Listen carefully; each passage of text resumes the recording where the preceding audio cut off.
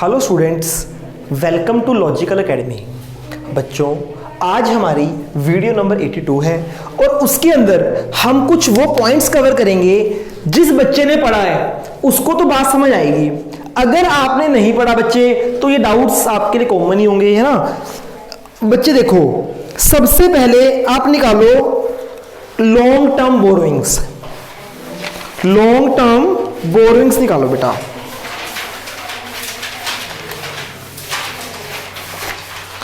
Long term borrowings में जहां लिखे है ना डिबेंचर, बॉन्ड, टर्म लोन, यहां पर एक पॉइंट ऐड कर लो, मॉर्टगेज लोन।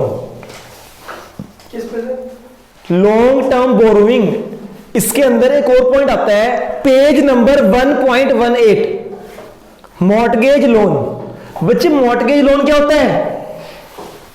घर के वो देना होता है ना।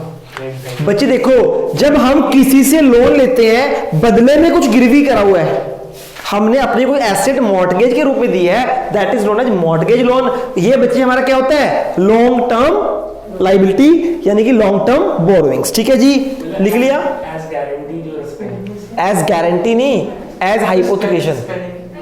मॉर्टगेज बच्चे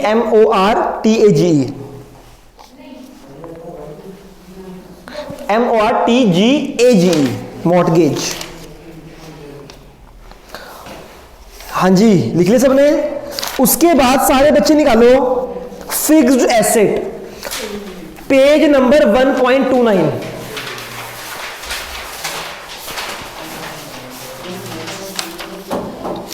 निकाल लिए सबने, पेज नंबर 1.29। बच्चों, इसके अंदर टेंजिबल एसेट्स है ना, टेंजिबल एसेट में एक और एसेट ऐड कर लो, लाइफ स्टॉक। लाइफ स्टॉक, किसी को पता है लाइफ स्टॉक क्या होता है? एक आपकी टेंजिबल एसेट होती है लाइफ स्टॉक। खेती वगैरह,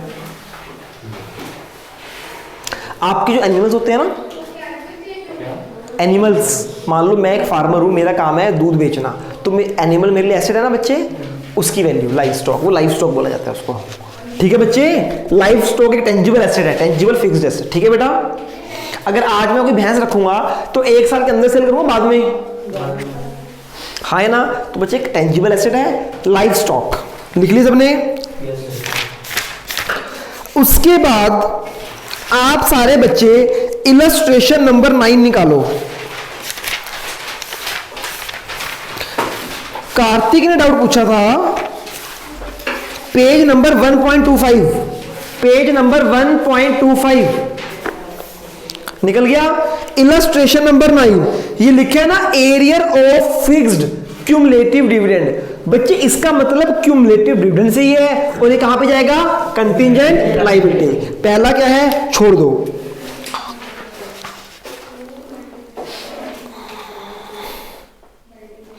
छोड़ दो इसको। उसके बाद आ जाओ इलस्ट्रेशन नंबर 23 पे बच्चे। हाँ, वो छोड़ दो, कमिटमेंट्स है ना, अभी कराई नहीं आपको। इलस्ट्रेशन नंबर 23 देखो बेटा। बच्चे इधर देखो, अगर मैंने किसी को एडवांस दिया है, एडवांस लोन दिया है, तो मेरे लिए एसेट है, लायबिलिटी है? एसेट है मेरे लिए। एडवांस दिया है तो कल वापस आएगा। तो बच्चे, सब्सिडरी क्या होती है? सब्सिडरी होती है एक तरह से हमारी ब्रांच कंपनी। मान लो मेरा हेड ऑफिस है, मेरी एक ब्रांच है, तो जब हम ब्रांच को पैसे देते हैं ना, तो लॉन्ग टर्म के लिए देते हैं। तो बच्चे, एडवांस टू सब्सिडरीज, ये हमारी क्या है? Long term loan and advances. समझ आ गई? नॉन करंट एसेट्स के अंदर long term loan and advances. Loan and advances तो है, एसेट तो है हमारी। करंट या non current? Non current. Subsidiaries को लंबे टाइम के लिए लोन दिया जाता है। ऐसे ही हमने एडवांस इसको दिया है, deposit with electricity supply company. इसी का लास्ट पॉइंट, इलस्ट्रेशन 23 का last, deposit with electricity supply company.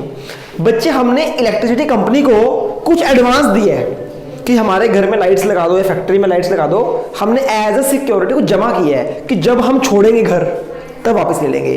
तो बच्चे, ये भी लोन दिया हम लोग, एक तरह से एडवांस दिया, ये भी हमारी एसेट है। घर हम 1 साल के अंदर छोड़ेंगे या लंबे टाइम के लिए?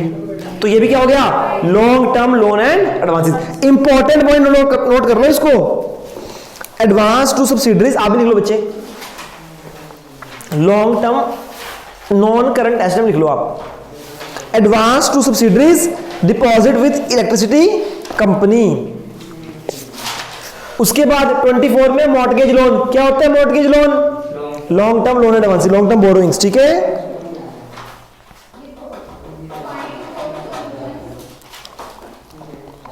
सारे बच्चे पेज नंबर 1.37 निकालो, कोई बात नहीं लिखना तो उसको,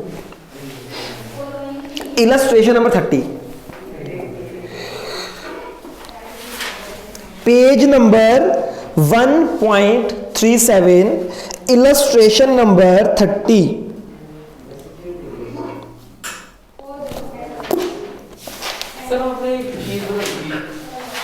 बच्चे बताया था बहुत कुछ था, डिपॉजिट और पब्लिक डिपॉजिट, पब्लिक डिपॉजिट को आपने लॉन्ग टर्म ट्रीट करना है। इलेक्ट्रिसिटी बिल तो ये शॉर्ट टर्म, बच्चे वो लोन था, हमने पब्लिक डिपॉजिट लोन लिया था, वो तो लोन था, लाइबिलिटी थी, ये हमने अपना लोन दिया है, पैसे दिए हैं किसी को, ये एसेट, समझ आ रही है। अगर हम लोन लेते हैं तो क्या है हमारे लिए, लाइबिलिटी, अगर मैं लोन देता हूं किसी को तो एसेट। इलस्ट्रेशन 30 पेज नंबर 1.35,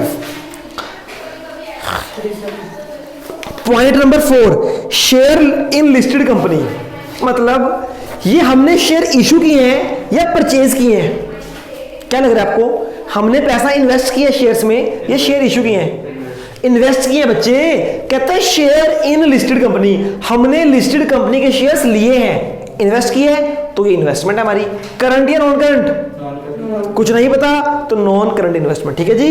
कहते हैं ना इन्वेस्टमेंट इन शेयर्स, वही चीज है ये। इसी के नीचे आ जाओ, deposit with custom authorities, important वही है कि हमने डिपॉजिट दिया कस्टम अथॉरिटीज को बच्चे टैक्स टुक्स के चक्कर में, तो ये भी हमारी long term loan and advances है। लाइफ स्टॉक भी आ जाएगा इसमें।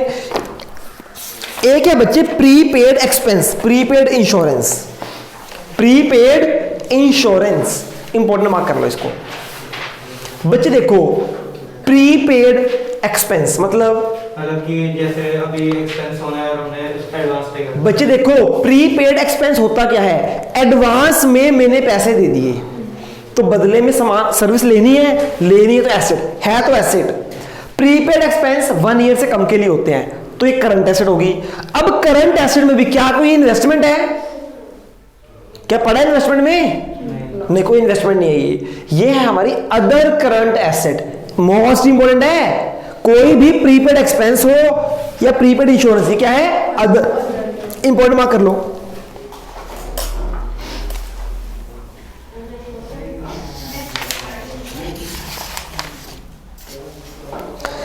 Page number 1.40, illustration number 36।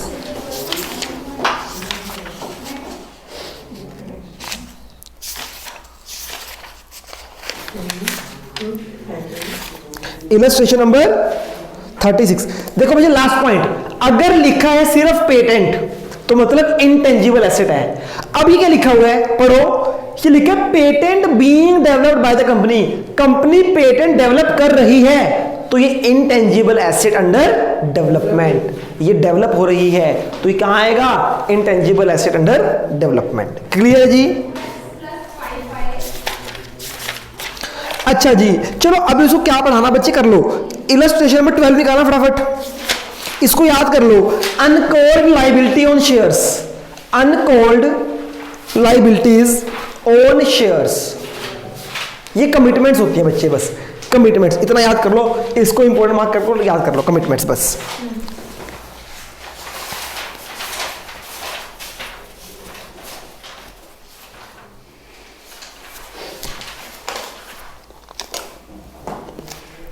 ठीक है जी?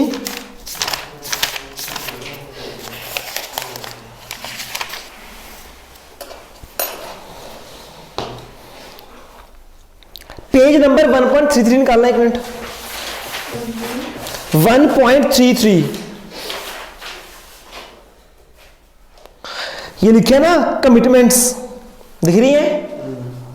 अंडरलाइन कर दो। इसका सेकंड पॉइंट है बच्चे अनकॉल्ड लायबिलिटी ऑन शेयर। ये बेसिकली कुछ नहीं होता बच्चे, जो शेयर होल्डर होते हैं ना, ओनर ऑफ द कंपनी, वो कुछ कमिटमेंट्स करते हैं, तो कमिटमेंट कभी भी बैलेंस शीट में नहीं आती, वो बैलेंस शीट के बाहर आ जाती है कमिटमेंट्स। ठीक है जी, चलो जी। अब देखो बच्चे, इतने ही पॉइंट्स थे, आप लोगों ने पढ़ा होता तो आपको नया लगता कुछ। सारे बच्चे निकाल लो पेज नंबर 1.41। इस चैप्टर का लास्ट टॉपिक है, इसके बाद ये चैप्टर फिनिश होने वाला है। ठीक है बच्चे, करें?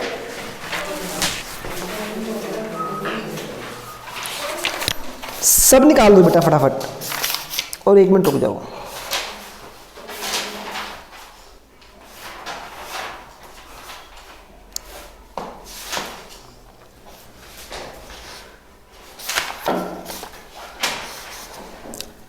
करें बेटा? देखो बच्चे, जैसे आपको बताया था ना हमने कि फाइनल अकाउंट 4 टाइप्स के थे। Number 1 balance sheet, number 2 statement of profit and loss account, number 3 cash flow statement, and number 4 notes to accounts. इस चैप्टर में 4 चीजें पढ़नी थी। नोट्स टू अकाउंट्स, इसका कोई फॉर्मेट नहीं होता, तो इसलिए इसको नहीं पढ़ेंगे। फिर बात आई कैश फ्लो स्टेटमेंट की, ये इस बुक का लास्ट चैप्टर है, पूरे चैप्टर में पढ़ेंगे कैश फ्लो स्टेटमेंट क्या होता है। तो सिर्फ 2 पॉइंट रह गए, एक रह गया बैलेंस शीट, एक रह गया profit and loss account. Balance sheet हमारी हो चुकी, लास्ट टॉपिक है बच्चे statement of profit and loss account. देखो बच्चे, जब आप किसी प्रोप्राइटर की अकाउंटिंग करते थे, आप क्या बनाते थे? आप बनाते थे ट्रेडिंग अकाउंट, याद है? फिर बनाते थे, देन बनाते थे बैलेंस शीट।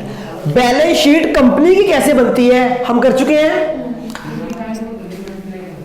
अब देखो बेटा, ट्रेडिंग अकाउंट और प्रॉफिट एंड लॉस अकाउंट, क्या trading account and profit and loss account अब ये खत्म हो चुका है, इन दोनों की जगह एक ही आ गया है, एसपीएल। समझ आई?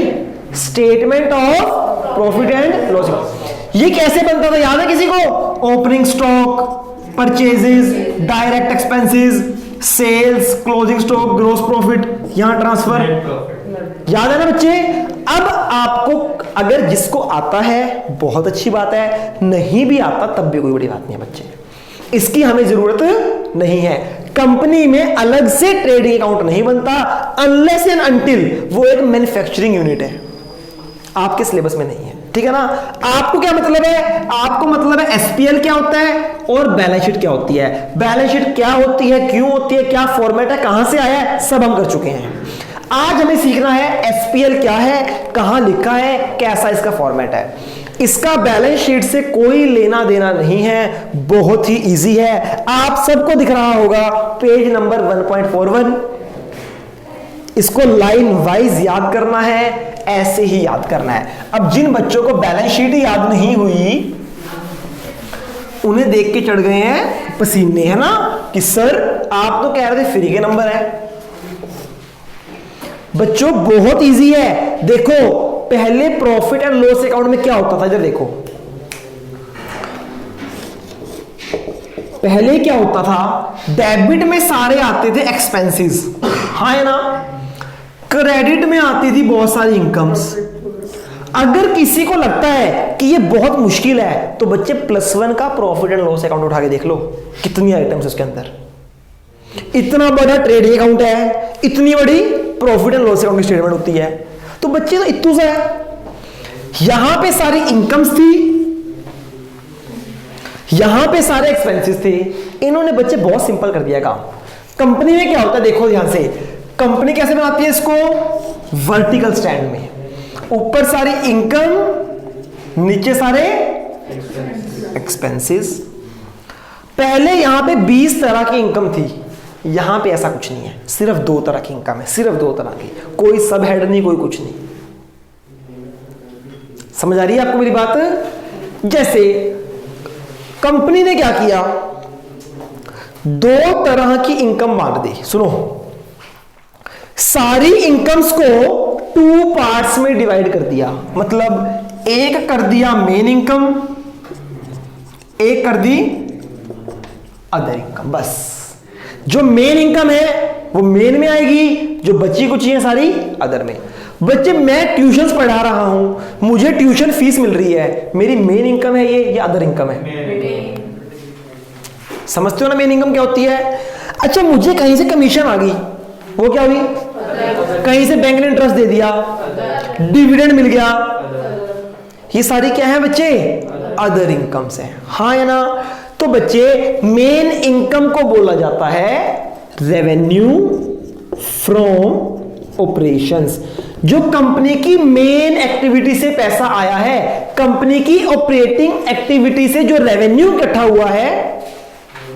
रेवेन्यू क्या होता है?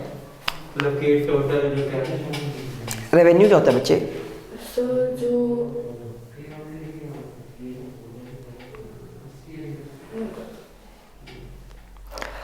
बचपन में टीचर जब हमसे क्वेश्चन पूछते थे ना और हमें आंसर नहीं आता था तो अपने आप से घिन आती थी, शर्म आती थी, ओ यार ये क्या हो गया ना, बेइज्जती, हंस रही है। बच्चे रेवेन्यू पता होना चाहिए, पता है? पूछते हैं आपसे, एग्जाम्पल बता सकते हो? अच्छा नहीं पता, हाँ जी। सर जो पैसे आते हैं वापस टोटल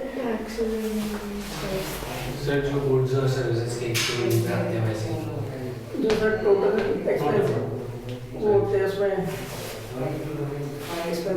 सर जिस चीज से हम बिजनेस कर रहे हैं सर उससे जो प्रॉफिट आता है उसे रेवेन्यू आता है। सर मेरे पास नहीं है, मतलब एक्सपेंसेस प्लस प्रॉफिट। ओ भाई साहब क्या बना दिया, ठीक है। और जितना मतलब अरे देखो बच्चे, सिंपल सी बात है, जनरली बच्चों को क्या लगता है? बच्चों को लगता है रेवेन्यू मतलब प्रॉफिट। हमें लगता है ना कि रेवेन्यू मतलब प्रॉफिट, ऐसा नहीं है। रेवेन्यू मतलब प्रॉफिट नहीं होता, ठीक है जी? रेवेन्यू मतलब प्रॉफिट नहीं है बच्चे। रेवेन्यू होता क्या है? जितना पैसा मेरे पास आ रहा है, टोटल पैसा जो रिसीव किया ना, वो मेरा क्या है? रेवेन्यू। मेरी बात सुनो बच्चे ध्यान से, मैंने क्या किया, मेरा चेयर्स का बिजनेस है, मैंने पूरे साल में 2 चेयर परचेज की। कितने की? 1000 रुपए की 2 चेयर्स परचेज की हैं और इन चेयर्स को सेल किया कितने में? 1200 में। मुझे बताओ, अब ध्यान नहीं आपका, चेयर के बारे में बोल रहे हो? क्या? पहले 2 परचेज की 1000 2 चेयर परचेज की, उसके बाद फिर उसके बाद 1200 में सेल कितने की? 1 या 2? हाँ 2 2000 में ली अब सेल। बच्चे 1000 रुपए की 2 चेयर्स ली और उनको 1200 में सेल कर दिया। मुझे बताओ कितना प्रॉफिट हुआ? प्रॉफिट कितना हुआ?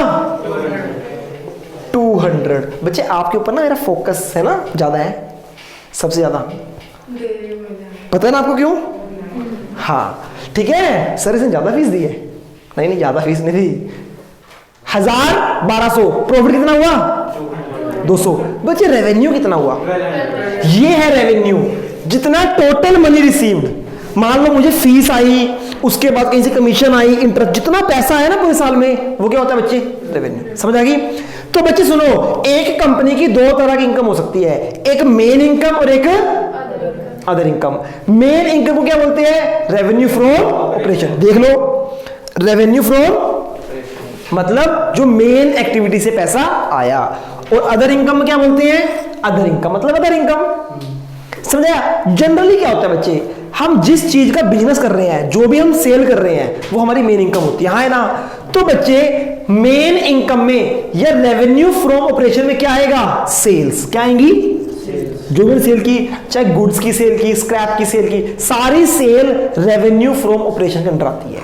लिख लो बच्चे, यहां पे ये लिखा है ना रेवेन्यू फ्रॉम ऑपरेशन, क्या है ना? ब्रैकेट में कर दो एनी टाइप ऑफ सेल। कोई भी सेल दिखेगी ना आपको, वो क्या है आपका?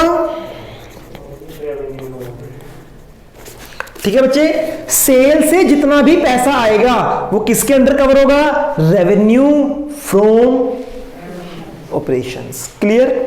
कोई दिक्कत, परेशानी, प्रॉब्लम किसी को? सब कुछ समझ आ रहा है बेटा? उसके बाद अगर किसी साइड एक्टिविटी से पैसा आया और कोई इनकम हुई बच्चे, वो सारी कहां जाएगी? Other income. ठीक है जी? उसके बाद नेक्स्ट क्या होगा? Total revenue. मेन और साइड को मिला दिया तो क्या आ गया? टोटल। यहां तक याद होगी बच्चे? सारी इनकम्स कवर हो गई। अब बात करते हैं एक्सपेंसेस की। क्या करते हैं? एक्सपेंसेस की।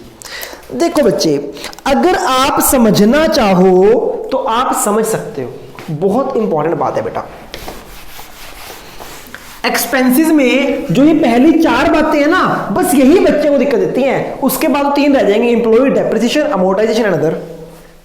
एक फाइनेंस भी थी 4, ठीक है ना।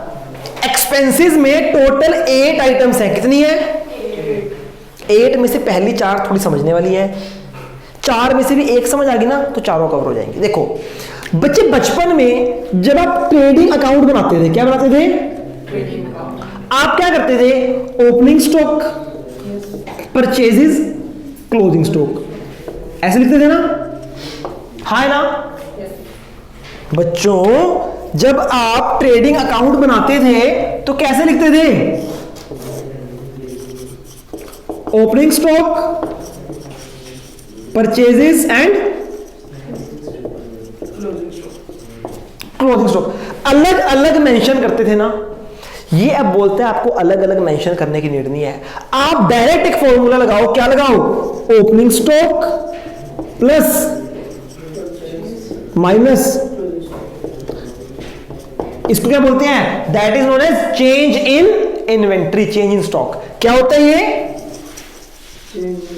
Change in stock.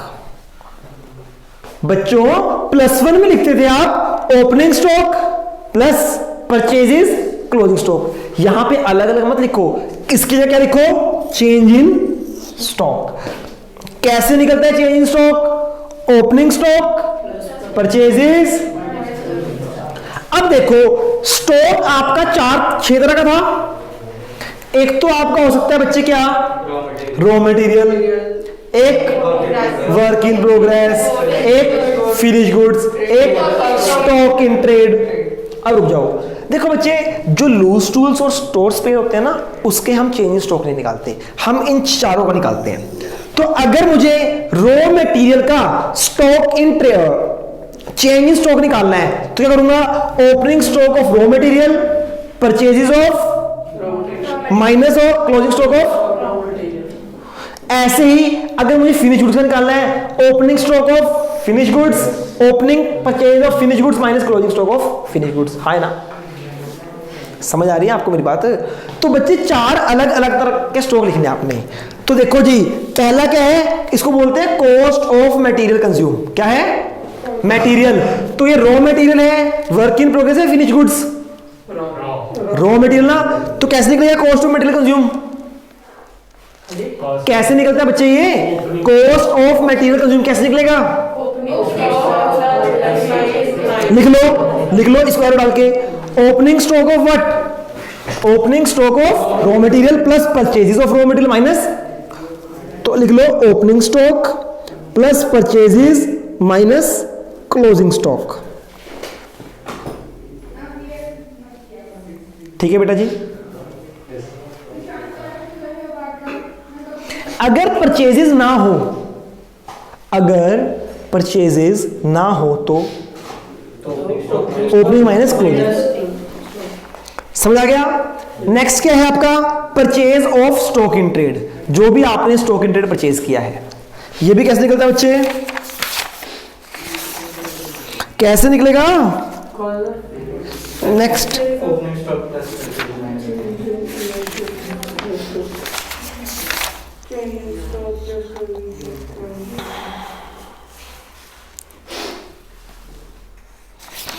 इसको आप कुछ भी बोल सकते हो, cost of material consume, changing inventory, है ना?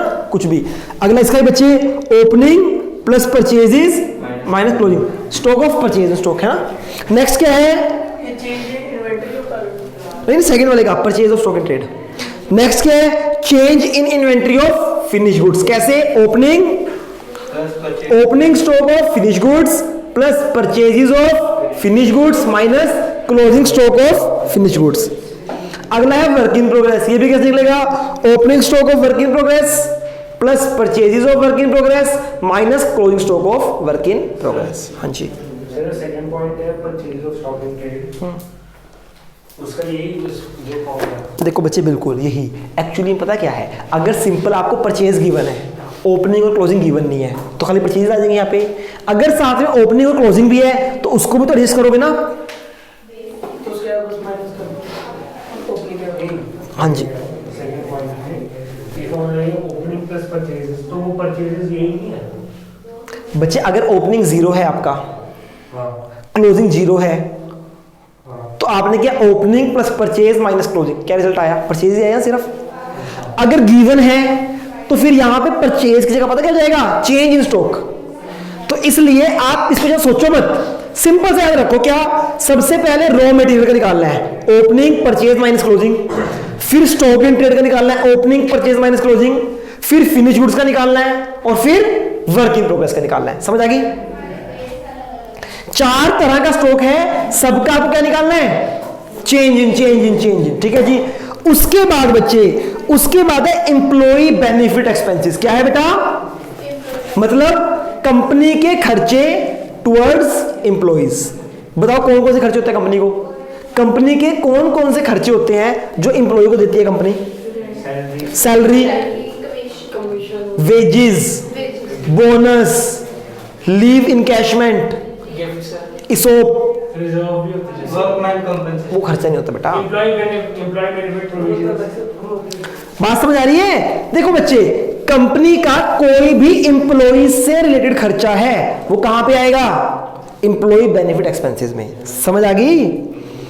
4, सबसे पहले क्या आएगा? Cost of raw material, second purchase of stock in trade, third change in inventory of finish goods, fourth work in progress, fifth employee benefit expenses, employee से related company के खर्चे सारे यहां पे आएंगे। नेक्स्ट क्या है? Finance cost. बच्चे what do you understand by finance cost? बच्चे बहुत इंपॉर्टेंट कॉन्सेप्ट है, सिर्फ स्टडी के लिए ही नहीं। आप कॉमर्स के स्टूडेंट हो, आपको पता होना चाहिए फाइनेंस कॉस्ट क्या होता है। कोई बता सकता है मुझे? एक बड़ा कॉमन सी टर्म है फाइनेंस कॉस्ट। तो जो मतलब फाइनेंसिंग करता है उसकी cost. Finance cost, sir insurance, finance क्या होता है बच्चे? Money, money. फाइनेंस को रेज करने की कॉस्ट। सर मतलब मान लो मुझे आज 20 लाख रुपए की रिक्वायरमेंट है, इधर सुनो, मुझे 20 लाख रुपए चाहिए, 20 लाख फाइनेंस की जरूरत है मुझे, 20 लाख रुपीस है ना, तो मैं कहां से लूंगा? बैंक से लोन लूंगा। बच्चे मैंने बैंक से 20 लाख का लोन लिया, 20 लाख रुपए रेज किए, मुझे बैंक को वापस कितने करने पड़ेंगे? 20 लाख प्लस इंटरेस्ट। इंटरेस्ट मेरे ऊपर फालतू खर्चा है ना, ये है फाइनेंस कॉस्ट। ये इस फाइनेंस को रेज करने की मुझे ये कॉस्ट पड़ी है। 20 लाख आए, 20 लाख वापस कर दिए, कोई कॉस्ट नहीं है। उसके ऊपर जो हम एक्स्ट्रा पैसा पे करते हैं ना, that is known as finance. Finance को रेज करने की कॉस्ट, लोन लेने की cost, generally interest, dividend etcetera. Interest on loan ले सकते हैं। हाँ, इंटरेस्ट ऑन लोन से फाइनेंस कॉस्ट बेटा। समझ आ रही है आपको? फाइनेंस को रेज करने की कॉस्ट, फाइनेंस कॉस्ट खर्चा होता है ना कंपनी के लिए, तो कहां जाएगा? फाइनेंस कॉस्ट में। उसके बाद आप सब जानते हो डेप्रीसिएशन कंपनी के लिए खर्चा होता है, पता है ना? डेप्रीसिएशन क्या होता है बेटा? डेप्रीसिएशन क्या होता है? मशीनरी को जब मशीनरी हर मंथ, ठीक बता रहे हो बेटा, आपको आता है? उस पे जो खर्चा वगैरह होता है, मशीनरी पे जो खर्चा होता है, डेप्रिशिएट होती रहती है। हाँ, मतलब क्या डेप्रीशिएट का? अब मैं एक अनपढ़ इंसान हूं, मैम आप समझाओ डेप्रीशिएट होता क्या है? पता है आपको? जब मशीनरी ज्यादा यूज हो रही होती है मंथली, तो डेप्रीशिएट का मतलब आपको आता है बच्चे, नो डाउट, आपको समझाना नहीं आ रहा। हाँ जी, आप बताओ बेटा खुशी, सुनो। जब मशीन की डेप्रिशिएशन मतलब उसकी वैल्यू कम हो रही होती है हर साल। डेप्रीसिएशन मतलब एसेट की वैल्यू में कमी। एसेट की जब वैल्यू कम होती है ना बच्चे, मान लो हमने कोई मशीनरी ली 5 लाख की, 2 साल बाद इसकी वैल्यू कितनी रहेगी? 4 लाख रहेगी फॉर एग्जांपल। कम होगी ना? कितनी कम हुई है? 1 लाख। तो ये 1 लाख क्या है? डेप्रीसिएशन, एसेट की वैल्यू में कमी। तो कंपनी खर्चा है, डेप्रीसिएशन का खर्चा फाइनेंस कॉस्ट के बाद आता है। एक होता है डेप्रिसिएशन, एक होता है अमोर्टाइजेशन। पता है किसी को? बढ़िया से वो एप्रिसिएशन होता है। सर मैं तो कर रहा हूँ जो Very good. देखो बच्चे, हमारी जो फिक्स्ड एसेट होती हैं जनरली 2 टाइप्स की होती हैं, एक टेंजिबल, एक इंटेंजिबल। टेंजिबल एसेट्स की वैल्यू कम होती है, that is known as. Intangible asset की वैल्यू कम होती है, दैट इज नोन एज। दोनों सेम ही है, बस फर्क क्या है, एक वर्ड यूज किया है टेंजिबल के लिए, एक वर्ड यूज किया है इंटेंजिबल के लिए। तो कोई भी डेप्रिसिएशन होगा, अमोर्टाइजेशन होगी, वो कहां पे आएगी? लिख लो बच्चे, बाद में तोते उड़ जाते हैं आप सबके।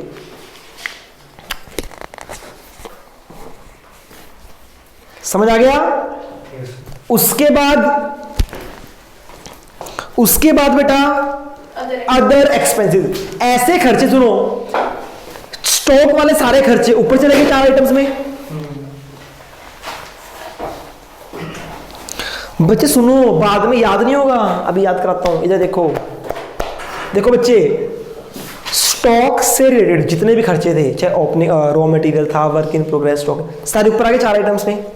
उसके बाद आता है एम्प्लॉय से जुड़े हुए खर्चे, उसके बाद इंटरेस्ट के खर्चे, फाइनेंस के सारे खर्चे, उसके बाद कोई डेप्रिसिएशन है, लास्ट में क्या है? अदर। जो ऊपर कवर नहीं हुए ना खर्चे, वो सारे खर्चे कहां जाएंगे? अदर एक्सपेंसेस में। अच्छा बच्चे मुझे बताओ, इंटरेस्ट खर्चा होता है, इनकम होती है? इंटरेस्ट दोनों होता है। अगर इंटरेस्ट पे कर रहे हैं तो क्या है? अगर रिसीव कर रहे हैं तो क्या है? इनकम प्रॉफिट, कुछ भी कह सकते। समझ आएगा बच्चे आपको मेरी बात? तो बच्चे अगर हम बात करें, ठीक है, सारे खर्चे आ गए बच्चे, ऊपर सारी टोटल इनकम आ गई थी, टोटल रेवेन्यू, नीचे एक्सपेंस आ गए। जब मैं रेवेन्यू में से एक्सपेंस माइनस करूं, क्या आ जाएगा? प्रॉफिट। क्या आ जाएगा बच्चे?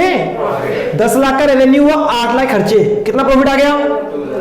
आपको पता है प्रॉफिट के ऊपर गवर्नमेंट को टैक्स पे करते हैं। जो आप प्रॉफिट कमाते हो ना, उसके ऊपर गवर्नमेंट को टैक्स पे करना होता है। तो प्रॉफिट में से क्या पे कर देंगे? टैक्स। तो क्या आ जाएगा? प्रॉफिट आफ्टर टैक्स, कि टैक्स देने के बाद कितना प्रॉफिट है। अगर ये प्रॉफिट आफ्टर टैक्स है तो ये क्या होगा? Profit before tax. समझ आ रहा है कुछ? ये कहां पे है?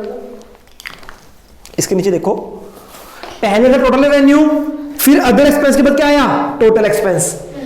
हाँ है ना? जब आप रेवेन्यू में से एक्सपेंस माइनस करते हो, क्या आ जाता है? Profit. Profit before tax, tax से पहले प्रॉफिट, फिर टैक्स माइनस कर दिया, क्या आ गया? Profit after tax. लिख लो पैट, PAT। हाँ जी बेटा, समझ आ रहा है? Yes sir. इधर देखो सारे बच्चे, अब इसको रिवाइज करते हैं। फटाफट जाना है, 5 मिनट लूं पक्का, कोई प्रॉब्लम तो नहीं बेटा?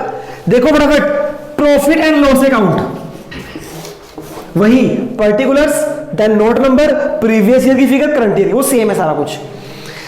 इनकम सिर्फ 2 तरह की, कौन कौन सी? पहले नंबर पे क्या आएगा? Revenue from operations. उसके बाद इसमें सिर्फ 2 ही तरह की होती है मेनली, सेल, कोई भी सेल हो, ठीक है जी। उसके बाद आएंगे बच्चे आपके एक्सपेंसेस। कौन कौन से? सबसे पहले आएगा raw material, cost of material consumed. कैसे निकलता है ये? Opening plus purchase minus closing. करते हो ना ट्रेडिंग में, ओपनिंग परचेज माइनस क्लोजिंग। समझ आ गया? उसके बाद क्या आएगा? Purchase of stock in trade, ठीक है जी। उसके बाद फिनिश गुड्स की, change in inventory of finish goods, then working. 4 तरह का आ गया। उसके बाद कौन से खर्चे? पूरा बोलो। एम्प्लॉय बेनिफिट एक्सपेंसेस, एम्प्लॉय को बेनिफिट के लिए खर्चे दिए जो। उसके बाद नहीं याद? याद होनी चाहिए बेटा, सबको याद नहीं होगी। डेप्रिसिएशन लास्ट में, अदर एक्सपेंसेस खत्म, सारे खर्चे माइनस कर दो, टोटल एक्सपेंस क्या आ जाएगा? फिर प्रॉफिट, टैक्स। समझ आ गया बच्चे? आइए फटाफट इसके अंदर यूज होने वाले सब हेड लिख लेते हैं। अरे 2 मिनट, कुछ ज्यादा मुश्किल नहीं बेटा। खत्म बेटा, खत्म। ये चैप्टर अपनी आखिरी सांसें ले रहा है बेटा। Chapter is going to finish, डाई, है ना? खत्म नहीं कहा, नालायक हो गया, हो ही नहीं सकता, कहा हो। खत्म बेटा, खत्म, बस बस बस, हो गया। चलो जी, सारे बच्चे निकालो page number 1.43, revenue from operation है ना बच्चे, एरो डाल के लिख लो, क्या आएगा? Sales, all type of sales. अच्छा, अगर कोई सेल रिटर्न होगी तो माइनस हो जाएगी ना सेल में से, पता ही है ना, बचपन में करते हो। 1 लाख की सेल हुई, 20,000 की वापस कर दी, तो सेल कितनी हुई? 80,000 है ना, सेल में से। चलो, उसके बाद अदर इनकम, अदर इनकम में सारी इनकम, इंटरेस्ट मिला, डिविडेंड कमी, कुछ भी मिला, इसको याद नहीं करना आपने, ठीक है ना बच्चे? कुछ भी मिला हमें, वो सारी हमारी क्या हो जाती है? Other income. जैसे देखो अंडर इलस्ट्रेशन नंबर 38, सेल कहां जाएगा? सेल ऑफ स्क्रैप, कोई भी सेल, रेवेन्यू फ्रॉम ऑपरेशन। उसके बाद मुझे इंटरेस्ट मिला, ये क्या है मेरी? बेटा मिल नहीं रहा, फिर जो कह रहा हूं उस पर फोकस करो बच्चे। सेल और सेल ऑफ स्क्रैप, ये मेरी क्या है? Revenue from operations. बाकी जो इंटरेस्ट मिला, डिविडेंड मिला, ये मेरी क्या है? अदर इनकम्स, ठीक है? देख लो बच्चे, ओके जी।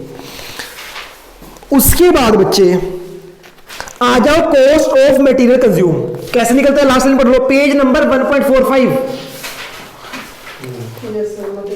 कैसे निकलता है? Opening inventory plus purchases minus closing stock. Underline कर लो, पहले अंडरलाइन कर low cost of material consume को, ये बात करता है रॉ मटेरियल की। राजीव मैं आपको करा देता हूँ बेटा, मैं आपको ढूंढवा दूंगा, मैं कराता हूँ, ठीक है? निकाल लो बच्चे, क्वेश्चंस दिए उन्होंने, ठीक है? ऐसे ही है purchase of stock in trade, bracket में लिख लो opening plus purchases minus closing, page number 1.46, opening plus purchases minus closing. ऐसे ही है change in inventory of finished goods, इसका भी क्या आ जाएगा? Opening plus purchases minus closing. Simple है बेटा, कुछ नहीं है इसमें, सब में सेम फॉर्मूला है। देखो बच्चे, जो इलस्ट्रेशन नंबर 46 है ना, इन्होंने यहां पे फिनिश गुड्स दिया, ओपनिंग और क्लोजिंग, दिख रहा है? पेज नंबर 1.46, इलस्ट्रेशन नंबर 46, कहता है फिनिश गुड्स का ओपनिंग भी क्लोजिंग भी है। क्या परचेजेस गिवन है हमें? तो ओपनिंग माइनस क्लोजिंग हो जाएगा सबका, ठीक है जी? सबसे इंपॉर्टेंट आपका employee benefit expenses, important mark कर लो, employee benefit expenses very important. बच्चे बहुत जल्दी आ गए हो आप, 4:15 हो गए हैं, जल्दी आओ फटाफट।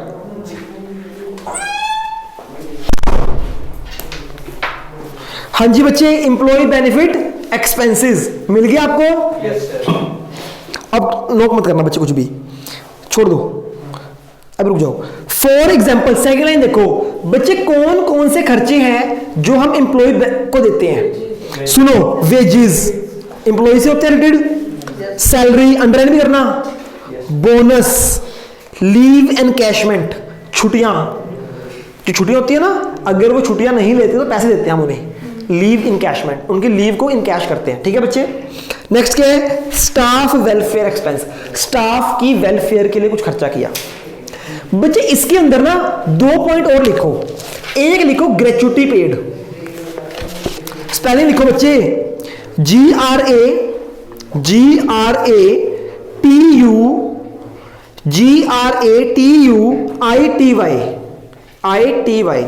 ग्रेचुटी, ग्रेचुटी पेड, एक्सपेंस कर सकते हो, कुछ भी कर सकते हो।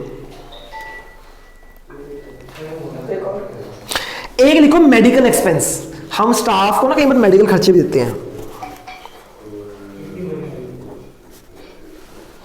ग्रेचुटी एंड मेडिकल एक्सपेंस, ठीक है जी? ठीक है। अब बच्चे 2 खर्चे ऐसे हैं वो स्टाफ के नहीं होते, एक होता है conveyance expense, conveyance expense staff के लिए नहीं आएगा अंदर, और एंटरटेनमेंट एक्सपेंस ये भी स्टाफ के अंदर नहीं आएगा। समझ आ गई ना आपको? स्टाफ के अंदर कौन कौन से आएंगे? जो अंडरलाइन किए ये, प्लस जो मैंने लिखवाए हैं ग्रेचुटी और ग्रेचुटी। क्या होता है? जब रिटायर होते हैं ना 60 साल की एज में, तो स्टाफ को पैसे मिलते हैं, ग्रेचुटी मिलती है। 60 साल की एज में नहीं, जनरली क्या होता है, अगर आपने किसी कंपनी में 5 ईयर लगातार काम किया ना, तो उसके बदले कंपनी आपको पैसा देगी, that is known as gratuity. जिसके भी पेरेंट्स गवर्नमेंट जॉब में है ना, या प्राइवेट में भी, इवन बच्चे आने वाले ग्रेचुटी, पूछना मम्मी पापा से, बताते नहीं, वो अलग सा पैसा है ना। तो बच्चे ग्रेचुटी पेड और मेडिकल एक्सपेंसेस लिख लिए 2, समझ आ गए बेटा? उसके बाद है फाइनेंस कॉस्ट, ये लिखा हुआ ना, फाइनेंस कॉस्ट अंडर कर लो, means incurred by the company on borrowings, borrowing के ऊपर जो भी कॉस्ट पड़ती है, जैसे interest paid on borrowings such as term loan, bank overdraft, है ना। अब बच्चे इसमें एक चीज बड़ी इंपॉर्टेंट है, सेकंड पे आओ, फाइनेंस कॉस्ट लिखे है ना, discount on issue of debenture, discount on page number 1.48, finance cost second में लिखा है ना, फाइनेंस कॉस्ट दो बार लिखा है, एक बार तो ऊपर लिखा है फाइनेंस कॉस्ट, एक बार नीचे लिखा है, उसकी सेकंड लाइन में लिखा है discount on issue. Arun ji underline करो, discount on issue of debenture, ये भी क्या है हमारी फाइनेंस। बच्चे बेसिकली पता क्या, आपको बताता हूं मैं, देखो जी सारे बच्चे, फाइनेंस कॉस्ट के पता ही कर दो, रेफर लिखो, refer illustration number 49, refer illustration number 49।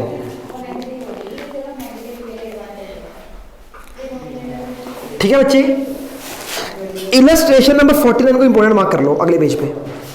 यहां पे देख लो कौन कौन सी फाइनेंस कॉस्ट है, जैसे interest paid on term loan finance cost है, interest paid on bank overdraft ये भी फाइनेंस कॉस्ट है, discount on issue of debenture ये भी फाइनेंस कॉस्ट है, इंटरेस्ट रिसीव्ड। बच्चे मुझे बताओ, इंटरेस्ट रिसीव्ड कोई खर्चा है? नहीं। तो ये इंटरेस्ट सिर्फ खर्चा नहीं है, इनकम है ना, अदर इनकम है ये। उसके बाद बैंक चार्जेस भी फाइनेंस कॉस्ट नहीं होते, ठीक है ना। इंटरेस्ट पेड ऑन डिपॉजिट ये भी फाइनेंस कॉस्ट है। समझ आ गई बच्चे? इसमें से दो फाइनेंस कॉस्ट नहीं थी, कौन कौन सी? Interest received, bank charges. लिख लो इस बात को यहाँ पे, इंटरेस्ट रिसीव्ड तुम्हारी इनकम होती है, बैंक चार्जेस फाइनेंस कॉस्ट नहीं होते, लिख लो बैंक चार्जेस फाइनेंस कॉस्ट नहीं होते। ठीक है जी।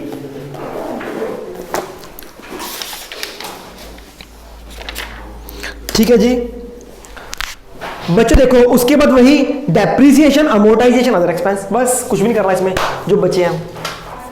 अब देखो बच्चे, मैं आपको एक बात to be frank very clear बताता हूं। बच्चे पिछले 5 साल से पढ़ा रहा हूं, बच्चे बंद कर दो।